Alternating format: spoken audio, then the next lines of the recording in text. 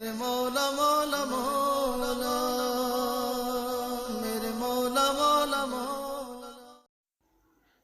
بسم اللہ الرحمن الرحیم۔ السلام علیکم ورحمۃ اللہ وبرکاتہ۔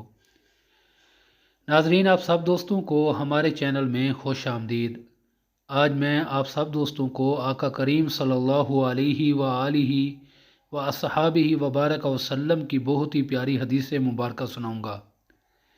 اللہ پاک کی بارگاہ میں عجز و انکساری اور خلوص نیت کے ساتھ دعا کرنا ہی دنیا اور آخرت میں کامیابی کا ذریعہ ہے۔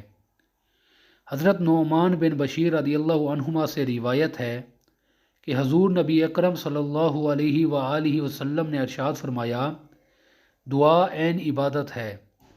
پھر آپ صلی اللہ علیہ وآلہ وسلم نے بطور دلیل یہ آیت تلاوت فرمائی۔ ترجمہ: اور تمہارے رب نے فرمایا ہے، تم لوگ مجھ سے دعا کیا کرو، میں ضرور قبول کروں گا۔ بے شک جو لوگ میری بندگی سے سرکشی کرتے ہیں وہ عن قریب دوزخ میں ذلیل ہو کر داخل ہوں گے۔ نیچے حدیث پاک کا حوالہ درج ہے۔ دعا عبادت کا مغز ہے۔